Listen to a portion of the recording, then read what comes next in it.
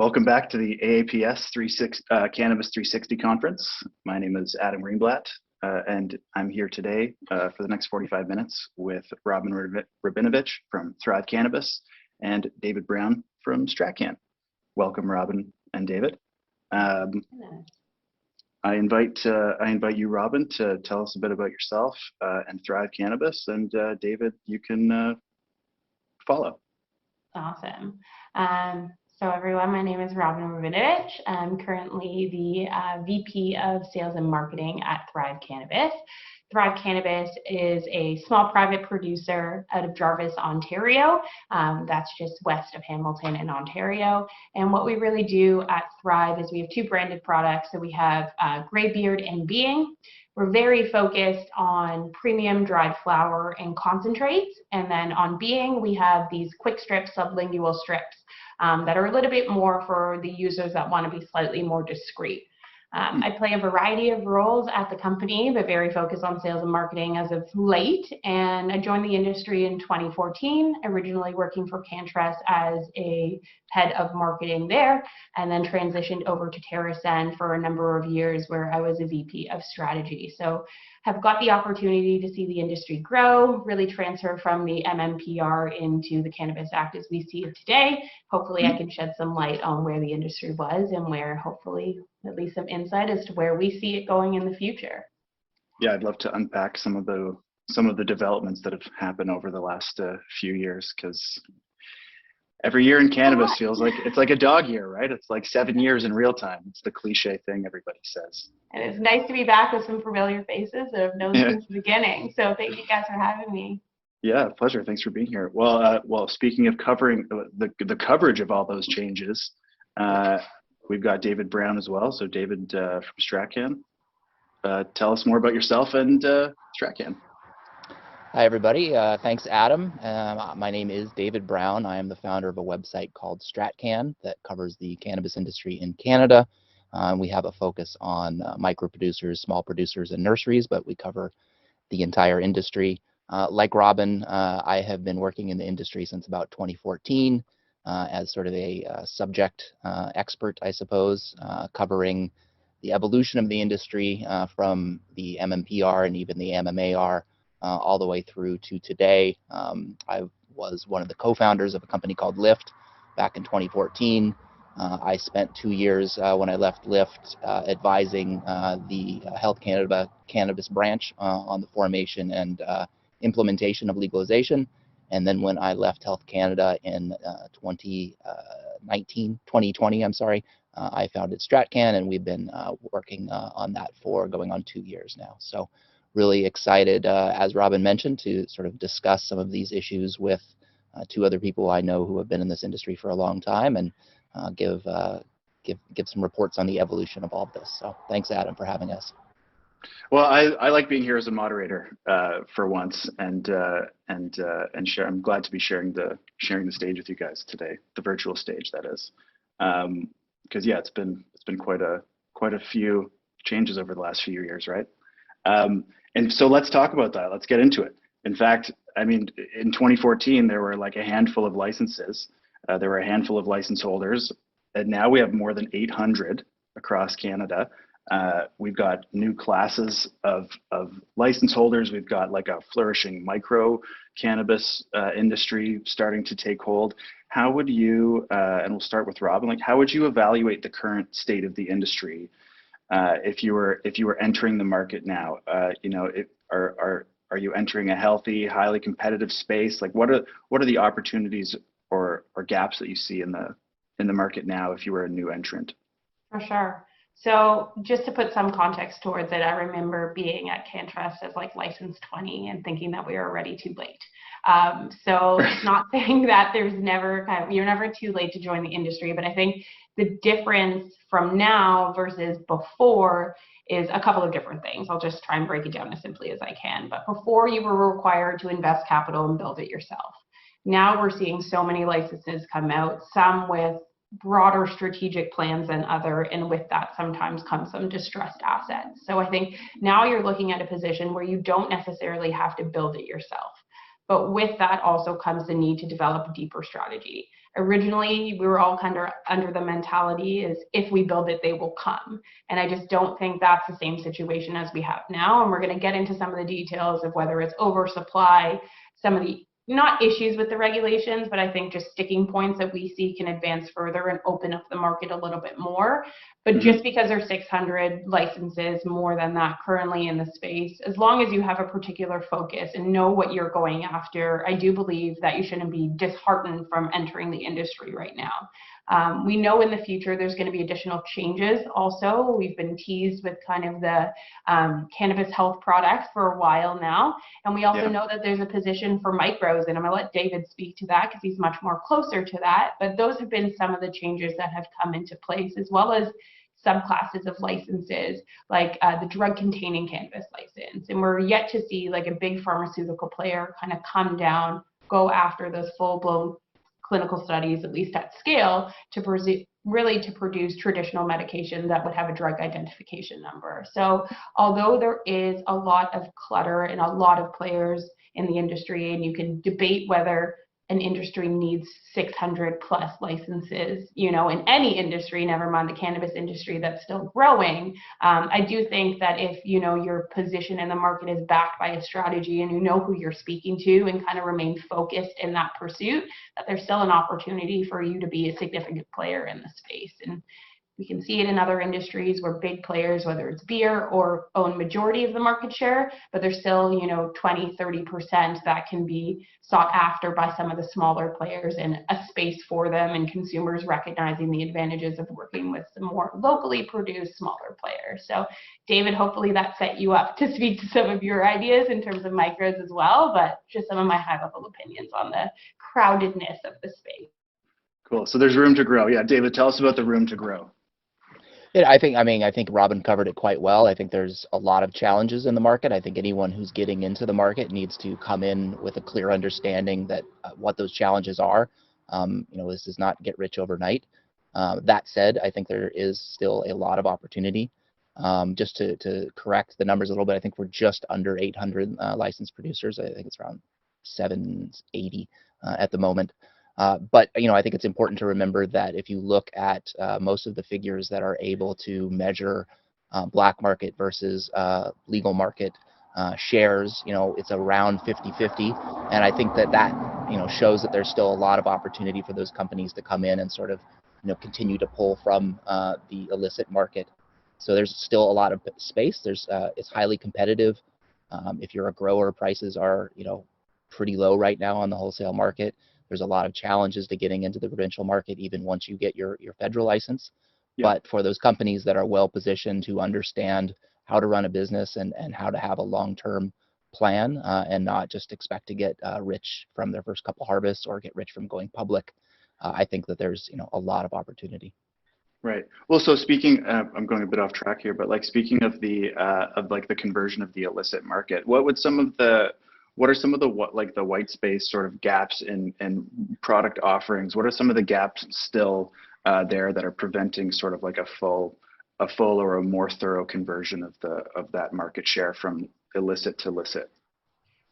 You want to jump in, David? Sorry, go ahead.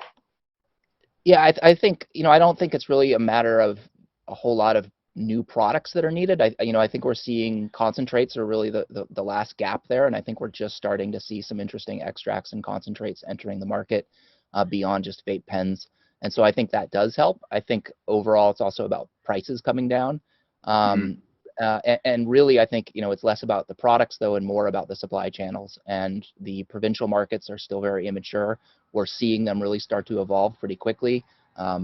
Thrive Cannabis being the first cannabis farm gate in all of Canada, and there's now 2 or 3 farm gates in Ontario. British Columbia is starting to move towards that. Again, these changes are not coming overnight, and there's probably a lot of challenges to the farm gate system in Ontario.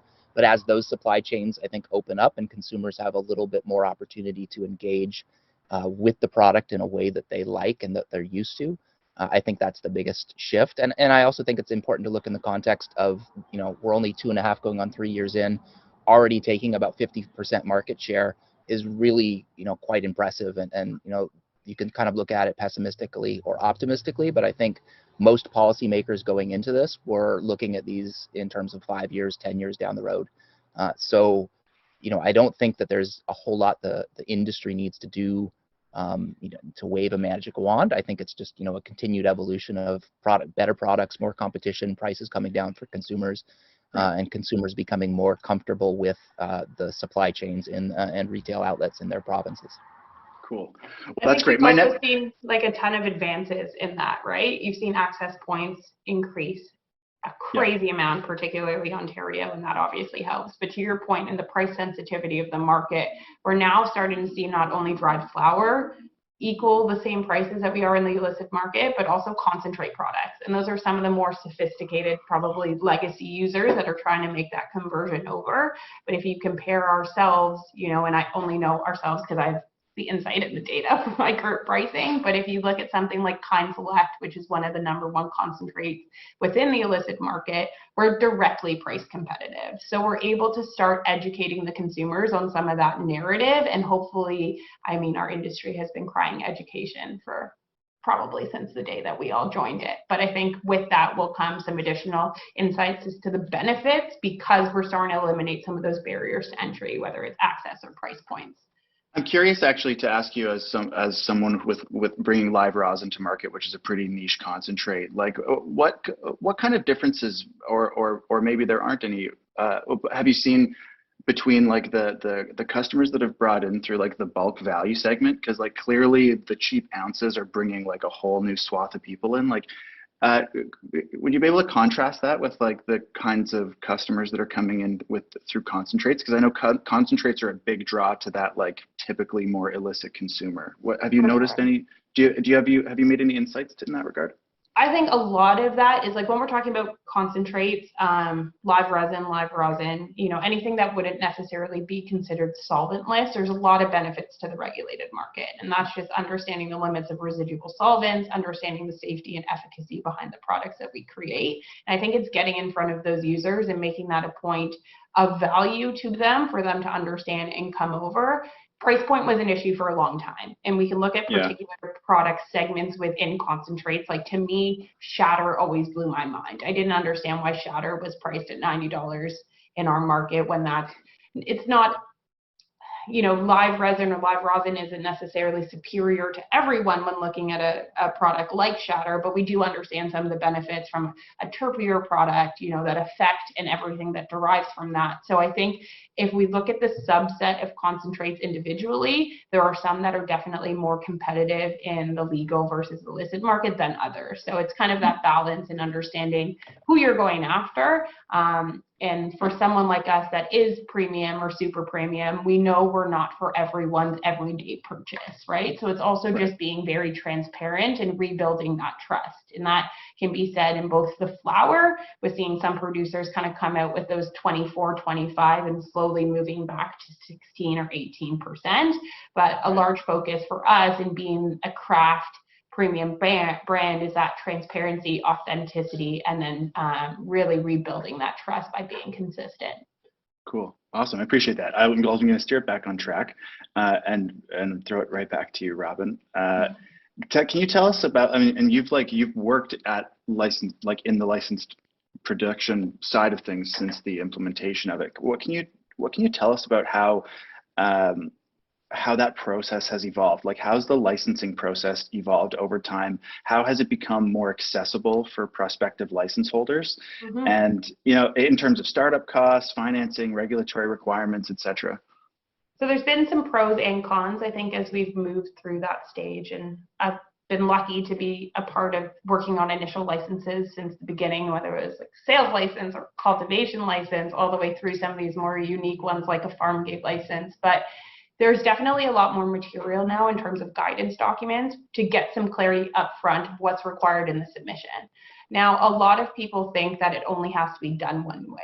So whether it's like your record keeping report, breakdowns of different softwares and all of that, like there are regulations that we need to adhere to in terms of the amount of detail that we need to have in record keeping, the amount of time that we need to keep it. But I think we're now seeing a lot more creativity come forward in how we do that. Now, some can be more expensive, developing a full-blown ERP system, or some can be a little bit more bootstrapped and creative.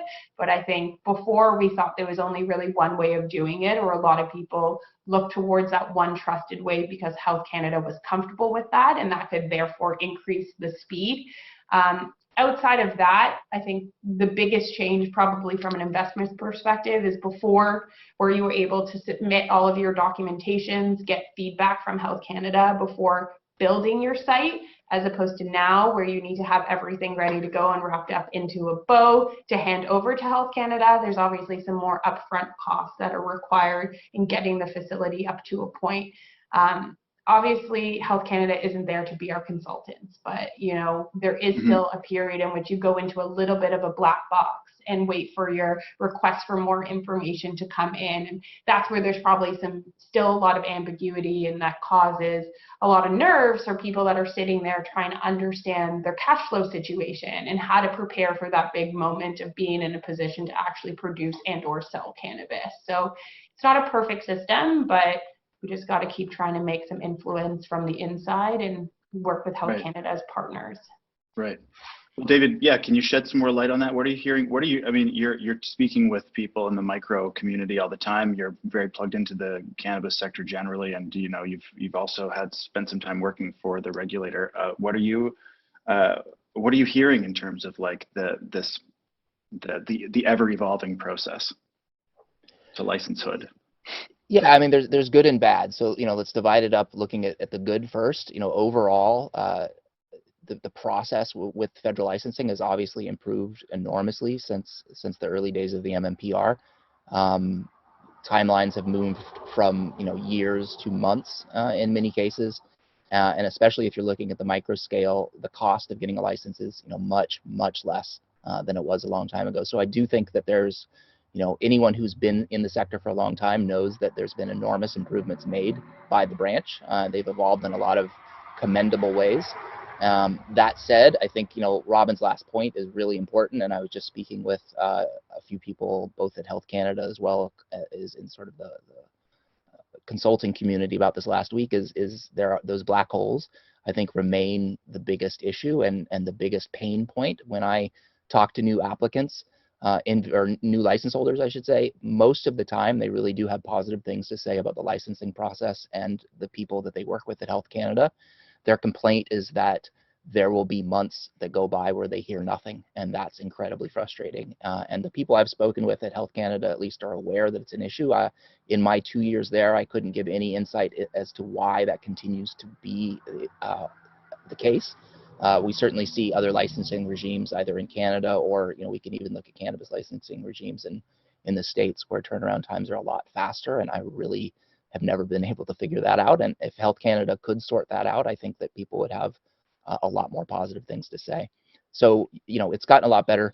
It's a lot cheaper. There's a lot more opportunity for smaller, less funded growers, but it can still be a very frustrating process, even if you do a great job. And from the point of submission to license is 6 months, there's still a lot of nail biting there where you're wondering and waiting for those requests for more information and things like that. And that, that 6 months is generally preceded by a year or two of building up your infrastructure and getting to a place where you can submit your license, which, that's a lot of money you're putting into the process and not really seeing any revenue for several years, and certainly not any profit for, 3 to 5 years realistically. Right. So, Robin, I wanted to bring it back to something you mentioned earlier about kind of like getting stuck in a single way of doing an application or an SOP. Like, did that result in any kind of like calcification, so to speak? Like, did people get stuck? Did some companies get stuck in that? And did becoming sort of myopic in terms of this or that way of applying, did that impact companies at all? Did that good or bad? I'm sure it did, right? Definitely you can see, I think like software providers is probably the easiest one to look at individually speaking. Now, there's a ton of benefits with working with a software supplier that people are comfortable with. And I saw that honestly myself through Farmgate. When we had the AGCO come and they understood that we were using COVA as the POS software, like it was an automatic checkbox, right? Obviously, sometimes that comes with like a larger cost as opposed to doing things manually. But I think there's some buildup of expectations that everything has to be automated, that everything has to be done with a certain amount of rigor. It's great and it's a great business practice and there's so many advantages to that, but you do have an ability to also pivot to something like that and try and keep your costs lower as you're working through this process, and then really install better business practices with better softwares and tools as your business grows and comes to a place where it can start generating some sort of income from it, right? Mm-hmm. So definitely, a ton of good things and a ton of bad things that came with that. But I think, working with some of the bigger companies and now with a small company to see how creative they got at points, it kind of opened my eyes again to like, there isn't a cookie cutter way of doing this, and that you can still be very unique in the space, even though you're working with a standard set of regulations. Like they're creating our rules. They're not telling us how to play the game. They're just kind of telling us the rules that we need to abide by. So you can get a little bit creative in that gameplay along the way. Right. Right. Do you have anything to add on that, David? No, I think she covered it quite well. Nice. I used to use the soundbite where we've moved beyond the chapter of civil disobedience and into the chapter of creative compliance. Yeah. And it's been really fun to see. Regs are there to interpret, right? Exactly. I love seeing everybody's interpretations. Well, okay, so keeping it moving, when we kind of touched on it earlier a little bit, and I'll keep it simple. In terms of, I hate like displacing the illicit market and the illicit consumer market share conversion, blah blah blah. Like in that respect, are there any regulatory changes that you think could be beneficial?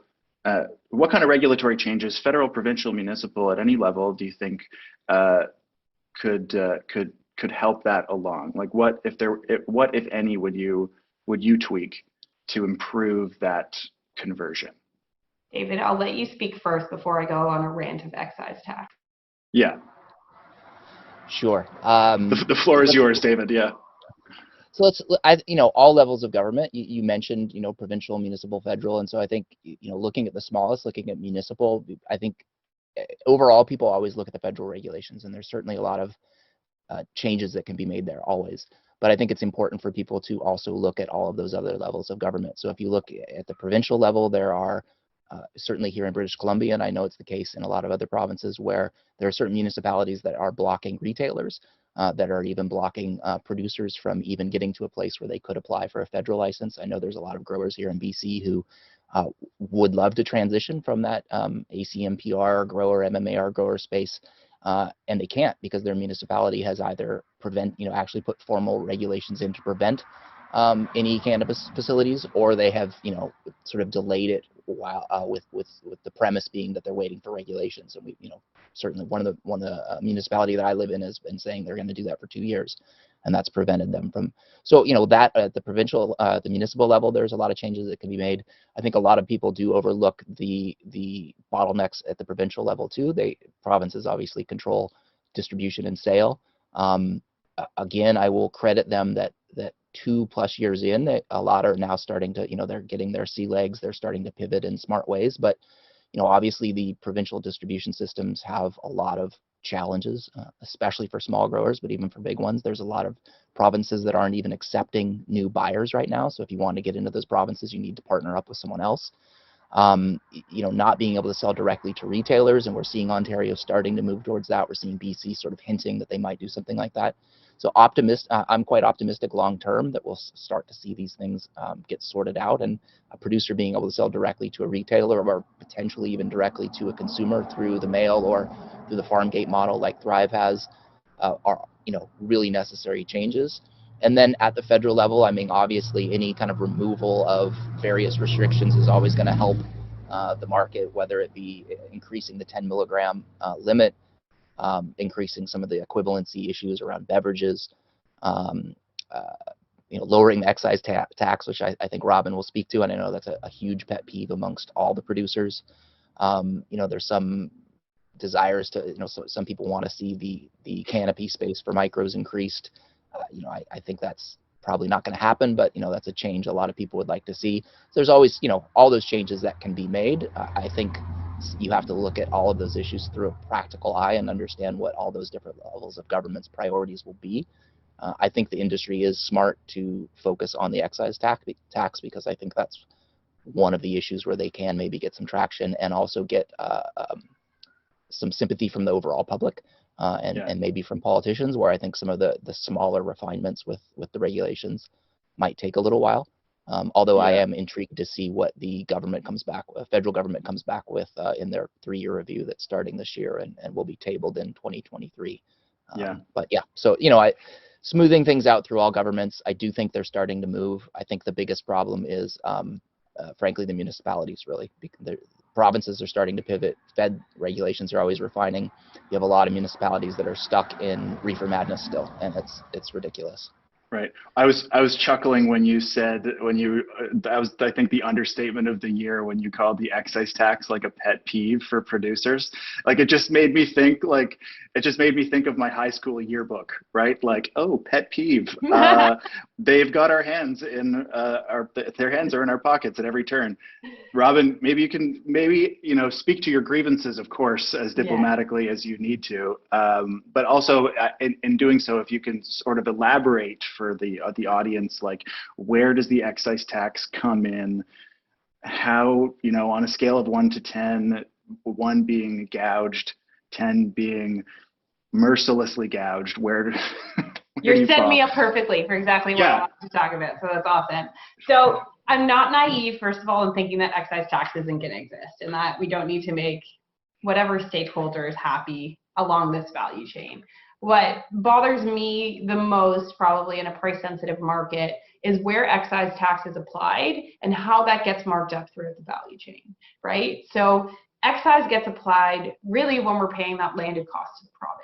And what the consumer ends up paying, and I'm going to generalize every province here, right? If the province is taking a margin of 30% and then the retailer is taking a margin of 30%, that excise is actually getting marked up throughout that value chain. So the end user, in certain high value products could end up paying about $40 worth of excise when the product is being really released into market at around $20, right? So taking it along that journey, I don't know if all stakeholders fully understand that. To me, it would make more sense to apply that later in the value chain to still capture the financial value of excise tax, but make sure that the consumer or the price of the product at the end to the consumer isn't being inflated due to that markup, right? So that's my biggest pain point when it comes to excise tax. Now, excise tax, adjustments on top of that, obviously all play a role in what we as a supplier take back at the end of the day in terms of margins. But I just think it would be naive to think that that's not going to exist. Just, what kills me the most is how much the consumers ends up paying as a proportion on excise versus, what we intend to sell the product at or what we could sell the product at to remain extremely competitive and, undercut the illicit market in terms of pricing quite significantly. So hopefully we can work with the provinces. I think another big thing that would help producers, maybe even smaller producers slightly more because of, less sophisticated operations or just scale of operations, is like a harmonized excise tax and sticker.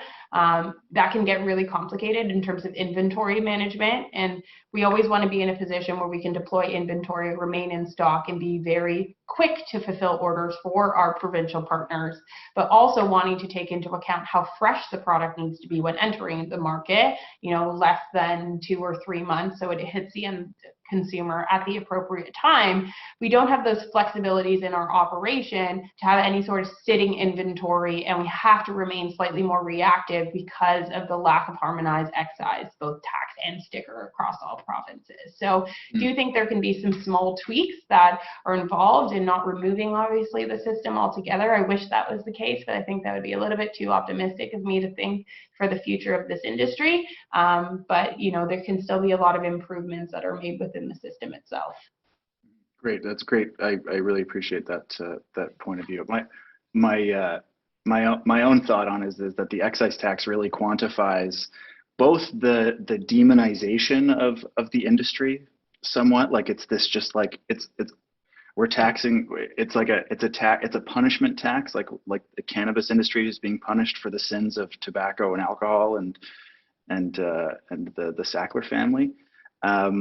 But also it also quantifies the infantilization of consumers too, somewhat, and that like they're ultimately being gouged, comes out of their pockets, like ultimately comes out of, you know, their end. So that's just my own little take on it. But I'm not a panelist, so moving on. Well, let's talk about the price of weed. Actually, Yeah. The price of weed is going down on the whole in every legal jurisdiction. How much lower do you think it can go in Canada? How does it impact industry? I invite either one of you to start on this one. Okay, sounds good. I'll jump in. So I think it's hard to look at it as a whole, right? If we segment it and use something like the provinces use good, better, best, we can see that it's affecting, and this is just a direct relationship between supply and demand in my eyes, if we try and simplify it a little bit, that it's going to happen more in certain subsections than others. So particularly if we're looking at the dried flower market in the good category, and we're seeing how much product is being either destroyed or written down, and how that could affect price points getting pushed into the market at a lower price to try and recoup any sort of cost, right? So for some of the big guys that are sitting on a lot of inventory, it makes sense to make $1 versus nothing, right? And incur those write-downs overall, and how that may affect their profile in the public market as a result, right? Now, you hear outdoor getting thrown in a lot, whether it's the discussion of oversupply, you know, seasonal impacts of outdoor, and how that may come down. Now, I personally think, and probably because I'm a little bit closer to it now coming into Thrive, we need to create subsections of that as well.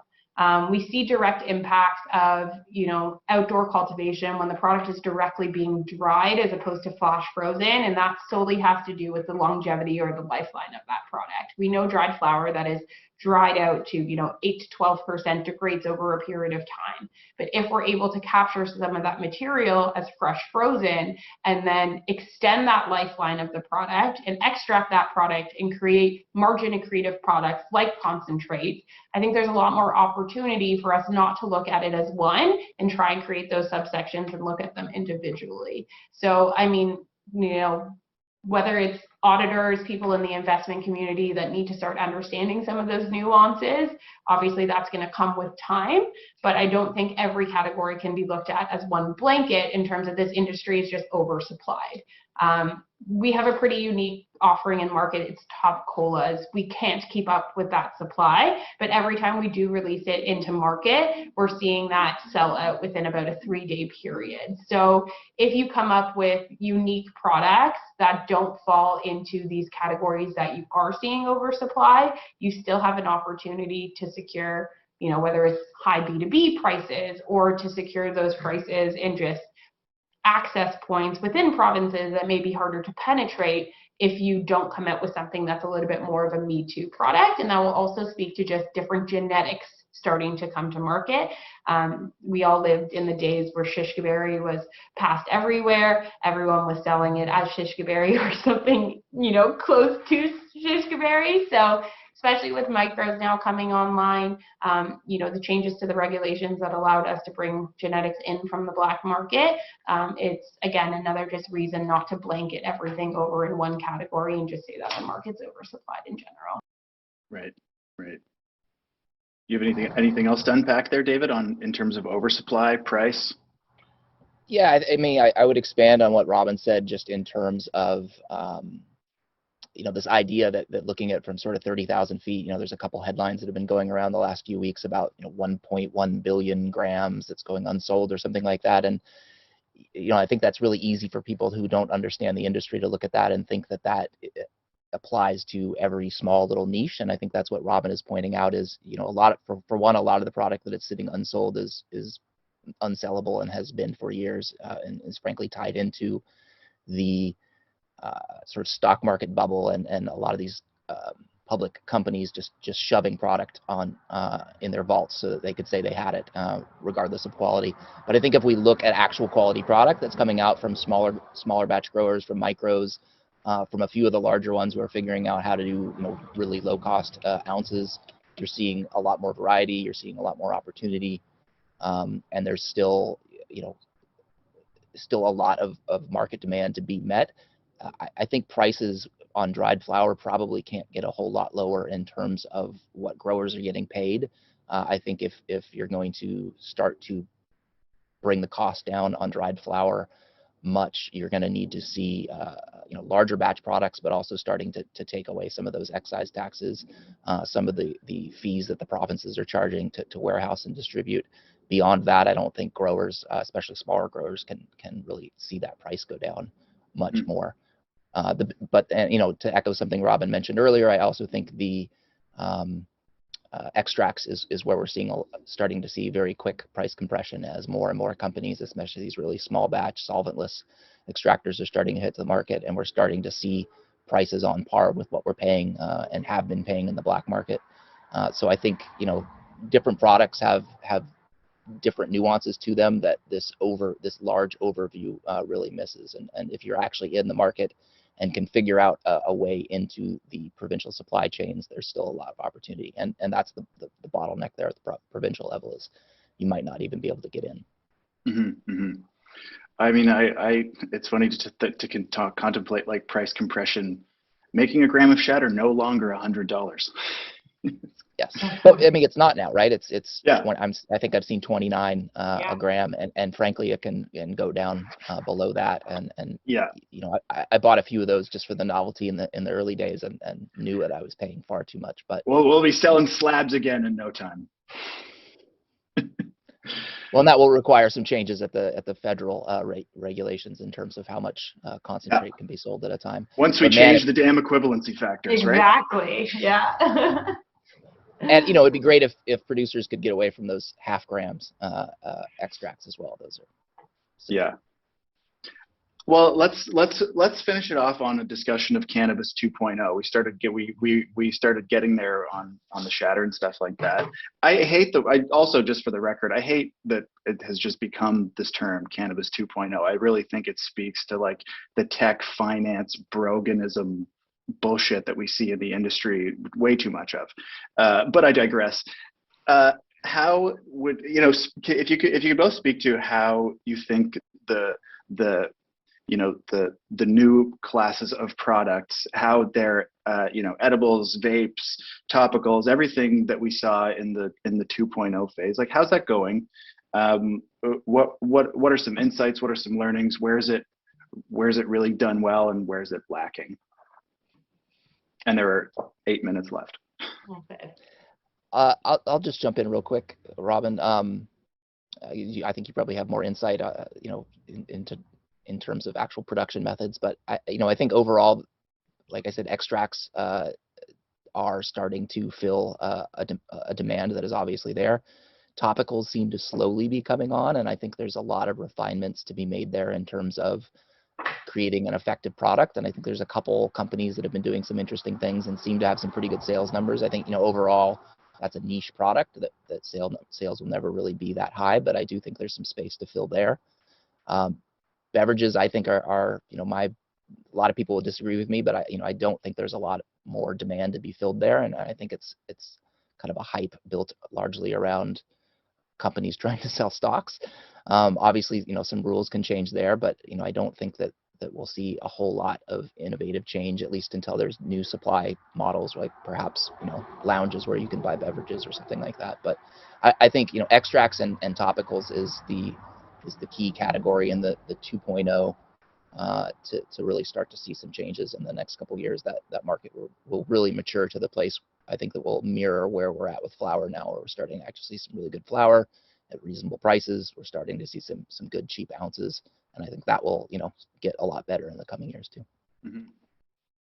Yeah, I think we're still just, instead of trying to like fight for a piece of the pie, we're still working on building that pie and just like increasing that pie altogether. And I know a lot of people are probably disappointed in the like beverage and gummy category or edible category in particular, but we have to go back to most of our estimations on this industry were off target, right? So whether that's beverages or edibles in particular, or the size of the market altogether, that all has to be taken with a grain of salt as we move into like a prediction of what it's going to be into reality and how long that evolution might actually take. So, to David's point earlier, when it comes to equivalency factors, there are things that can be adjusted in beverages to try and mimic the buying behaviors of alcohol, whether it's picking up a 6-pack or picking up a 12-pack. And, when we walk into the beer store, we can get, and I'm not a drinker, so I may butcher this altogether in terms of the brands, but you can get a branded product and you can get it as a single, a 6-pack, a 12-pack, or a 24-pack, right? And those are some of the limitations that we're currently seeing right now. And that's just focusing on the buying behaviors of the individual itself and trying to bring that consumer from one side into the other. Limitations on 10 milligrams on edibles, a lot of people look to. That's definitely playing a factor, but we also have to understand how our regulated industry ensures that 10 milligrams is actually in each unit itself. And, you hear a lot of the horror stories in people not liking edibles or not liking cannabis come from edibles and just the duration of time it takes to feel those effects. But you're also seeing individuals that used to take a 50 milligram gummy from the illicit market now jump in and take a 10 milligram and get blown away because they're actually getting that full amount, and it's regulated and secured, right? So that's probably going to be more of an evolution that continues to happen as people take those steps into our market. But, I'm probably most focused just in closer to the concentrate market, just because that's where our company is really focused on. And one unique product that has kind of blown us away is we created a diamond offering, and they're basically crushable diamonds. And why we were so blown away by that is we thought that was only a product that was used for concentrate users. Now what we're seeing, and this is one particular example under a microscope, so take it with a grain of salt, but what we're seeing is we're seeing dried flower users take those diamonds, crush it, and add it to their dried flowering offering. So it's kind of been like a bridge product that both dried flower and concentrate users can consume. And initially, we released diamonds and sauce because of the need to be homogeneous, and we thought that those were going to kind of move as a ratio in tandem in terms of demand. Our projections were wrong, and we're always happy to admit where we're wrong because of the diamonds being that crossover product. So I'm just really curious, especially with this Health Canada clarity that now says you can add concentrate products to dried flower that just came out about 2 weeks ago. Our brains kind of blew, and we're like, holy shit, look what we can do now, right? And we could create more of those crossovers. And we hear a lot of negative things, and David, you're bang on about the, half gram on concentrates, but how do we also create concentrate products that are going to take individuals on that journey? So moving them slowly from dried flower into a price point where they're comfortable trying a concentrate product without making that commitment, and then taking them obviously on that journey all the way through to like a 1 gram or a larger size format where it does have a higher price point right off the bat, but you're getting that value in the end because of the volume incentives that occur with larger format products. So I'm super excited as we continue to look at 2.0 or now 3.0, whatever we're going to call it, the evolution of this subset of the industry, to find those crossover products and to bring people along into that journey and have the education to support it. I think we'll start to see the true power of what a 2.0 or 3.0 market can really look like. Awesome. I love that. I love thinking about how why would I buy this kit when I can just buy a THCA crystal and Parmesan it into my joint? Yeah. Bubba always says Salt Bay. I'm like, okay, oh yeah, right. Exactly. So give him that little shout out there, but just make sure Bubba's not packing it or rolling your joint for you, and generally you're pretty good to go. That's often the case with the people at the top, right? With the icons of their company. I'm thinking about Remo too. I remember I met with Remo once, and he left a roach in my office, which it took me 3 days to finish. So yeah, I I hear what you're saying. Well, that about wraps it up. That was perfect timing. I really appreciate you both being here. You're both brilliant and a wealth of knowledge, and I hope it's been beneficial for our audience. I've really enjoyed the time today, sharing the time with you here, and I want to thank you again for coming. Is there anything else you want to throw in before we wrap up? No, just thank you for having us and for being an awesome moderator and for the opportunity to come in and, share as much as we can, and hopefully we didn't deter people from entering the space and only motivated people, and, always here to help wherever we can as individuals either take a step into the industry or continue to evolve in their position within the industry itself. Nice.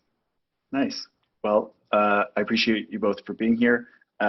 Thank you everyone for tuning into the AAPS 360 Cannabis Conference. Thanks again to Robin and David, and stay tuned for Q&A. Thank you so much. Thanks, Adam. Thanks, Robin.